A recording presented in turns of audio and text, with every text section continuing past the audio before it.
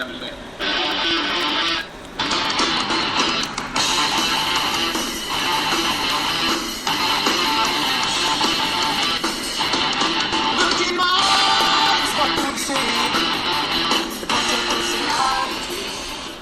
we are live on a recruiting Thursday afternoon in the capital city of Baton Rouge as we wind down the week. We've got a good show on tap, guys. I tell you what, the weather here recently has been really, really good. It's not as hot in the mornings. It does get hot during the day, of course, but weather hasn't been too bad. And today we've got a beautiful, beautiful day in Baton Rouge.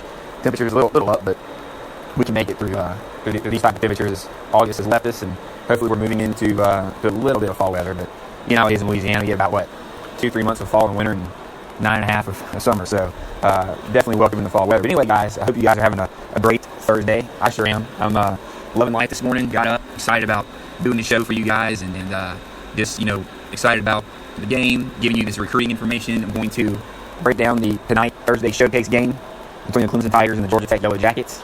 I tell you what, guys, this game here is interesting to me because there's a lot of different. It can be one of those sleeper type games. And here's why I say that. I'm just going to say this real quick because I'm going to be breaking it down a little bit later. But, Clemson is in a sandwich situation. What I call a sandwich situation is they just got off a game where it led a big-time opponent. Then you have Georgia Tech, who's, you look at Georgia Tech, and they are 3-0, but you don't really consider them upper echelon, okay? But next week, Clemson has Louisville. So this is a game that could be a situation that could help Georgia Tech. So I'm going to get into that, and I also have some recent history that I like to do. I like to look at recent things that have happened in rivalry-type games because they typically come true most of the time. And this is a game that's tightly contested for the most part of every year Clemson and Georgia Tech has played over the last 10 years. It's been a tightly contested game. And so I'm going to get to that a little bit later, going over my Thursday football. But what I want to do is I want to get to recruiting first because that's what we do on Thursdays. We call that Recruiting Thursday. We're going to talk about all different types of recruits. And what I want to do is I want to break down LSU's class. And I want to talk about how when you look at these commitments and you look at the guys that they are going after, this is really a crucial class. I hate to say this class is particularly crucial, but in a sense, it's what LSU needs going forward in this program.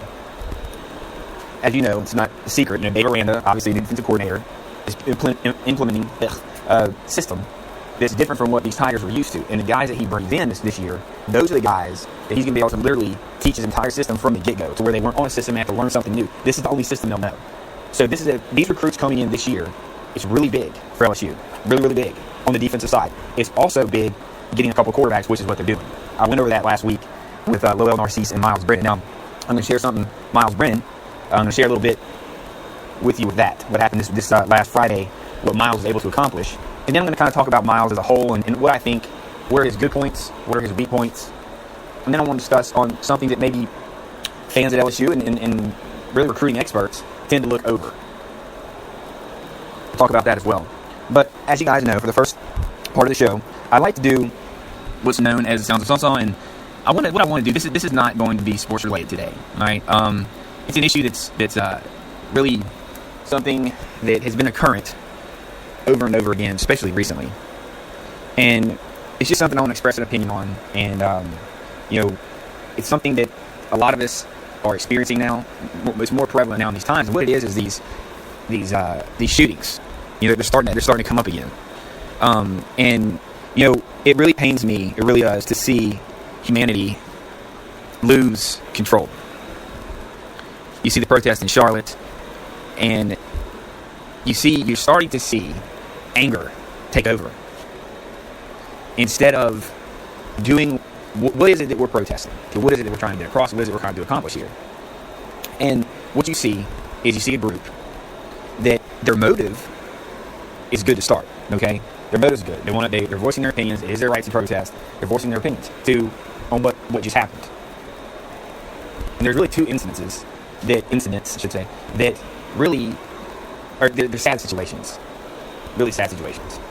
You have a situation where a young man, we'll talk about the one where the young boy, really, 16 years old, has a saxophone, and I have to look more into this story, and he gets shot by a cop who thought the saxophone was a machine gun.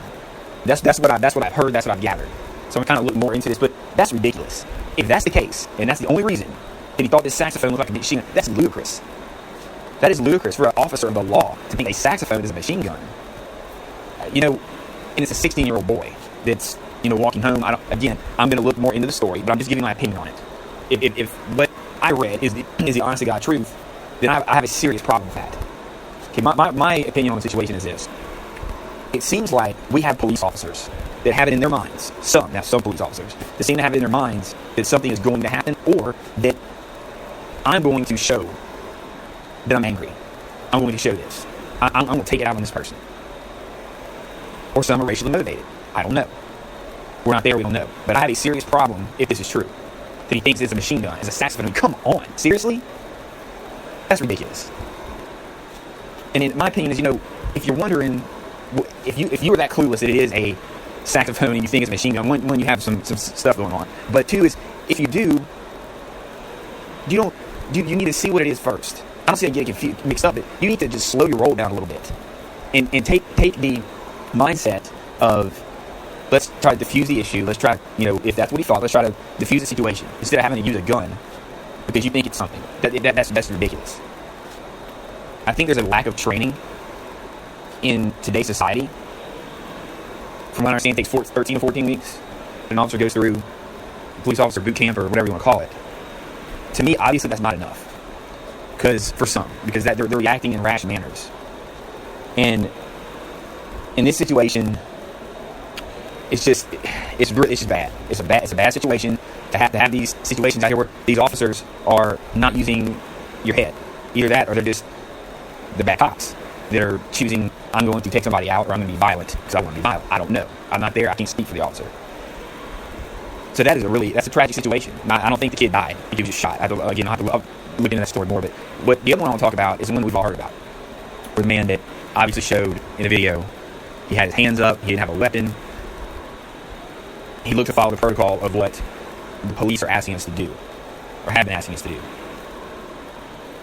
Man beside his car, hands on the car, he ends up getting shot.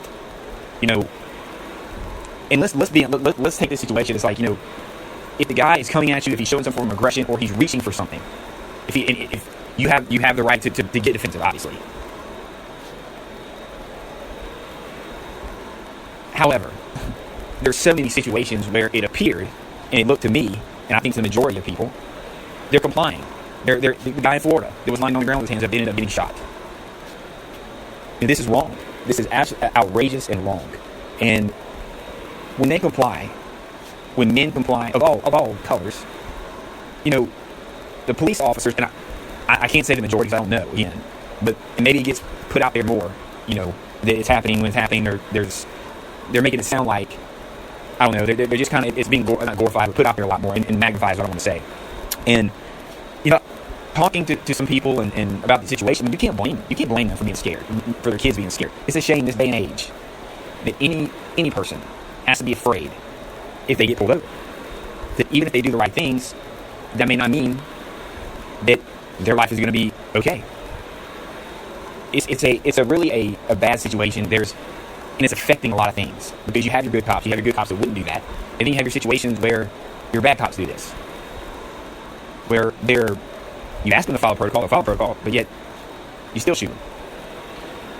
So I can understand from both sides that you're scared and it's wrong. If somebody's complying for you to go do that, it's really, really wrong. And they shouldn't feel bad. They shouldn't feel they're scared. And something has to be done. Now, on the protester side, from what I understand, they protested and they went looting in a Walmart store. Now see, that to me right there is showing disrespect to what you're protesting for. You don't go loot in a store, okay? See, that kind of stuff, that kind of stuff gets to me. If you're going there to protest peacefully, move on. You do it, you make your presence known, you make what you're protesting about, but you do it peacefully. You don't start doing those things. You don't start going and looting places, because then you're being a criminal. You're getting away from what your original intent. And you're moving into criminal behavior. That does no good. That hurts you.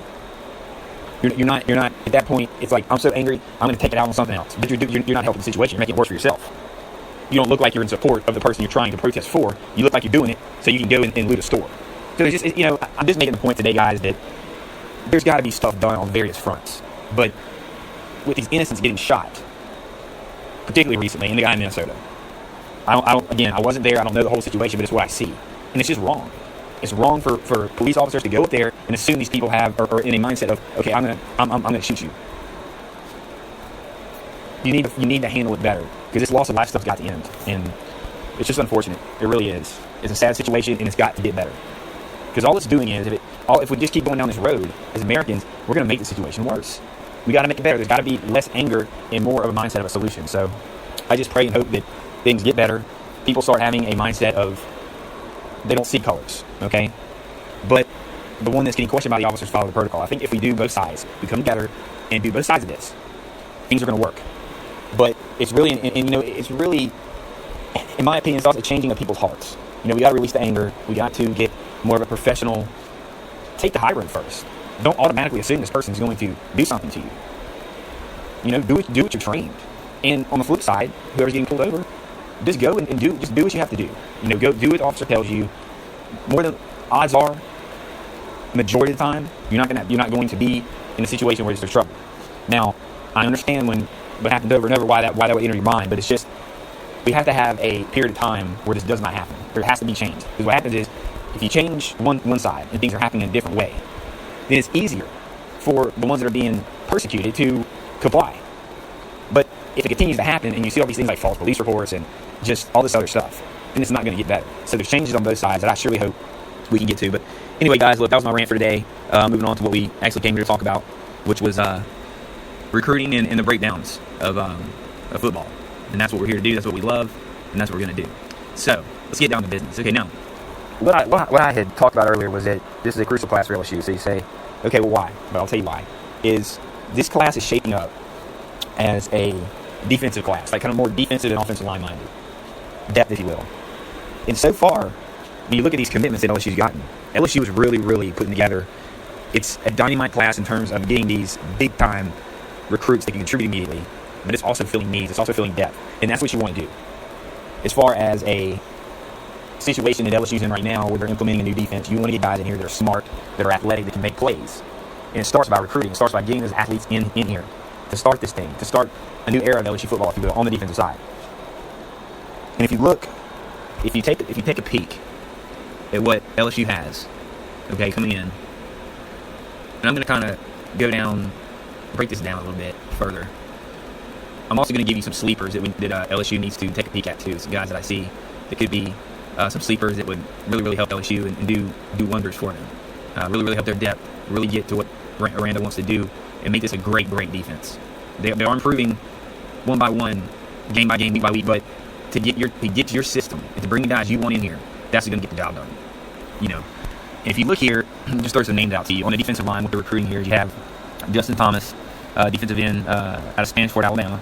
Jacoby Stevens, who I love. I think that's the prize recruit. I think that is the prize of this class. Now, depending on what unfolds with some other ones that still haven't committed, but right now, as far as the commitments, Jacoby Stevens, and I talked about him last week. This is a 5-star product. Big guy, can play multiple positions. And the crazy part about him is it can go either way. He could be a defensive back or be a linebacker. Put about 15 to 20 pounds and be a speed guy off the edge. So LSU really loves this kid. And he picked LSU over Georgia, Bama, and Tennessee. So there was plenty of interest for this guy. So that's what I think is going to be the prize of this class. Another guy that's coming in that he's not as highly recruited as some of the other defensive linemen, but Neil Farrell, defensive tackle out of Mobile. This guy has the ability to be in the rotation, providing depth.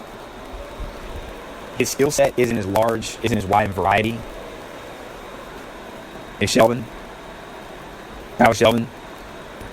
The ceiling is higher for this kid when you view it on tape. Neil Farrell looks like a guy that can provide some good depth. He's going to be able to come in and make the plays you need to make. And Dave Aranda's defense, he likes to use multiple people, so it's good to get depth. Neil Farrell provides that. He's going to provide that. From what I see on paper, we don't know exactly how he's going to fit in the system. We don't know exactly what's going to happen. He was actually on campus this past weekend, from what I understand, from what I've heard. LSU had a gigantic list of recruits that were reported to be here. It was a big weekend for them. Thankfully, they won the game. They came out on top. But I think more importantly was that the guys that were here, it's not about whether you win the game. To me, what it's about is you have to show in the system that you run that you need them. There's got to be a level of excitement for the game, but there's also got to be a situation where, okay, they like the campus, they like the outside life. But look, how's LSU going to use me? Am I going to be on the field quick? I think that's why you see LSU get a lot of receivers. They know they'll get on the field quick.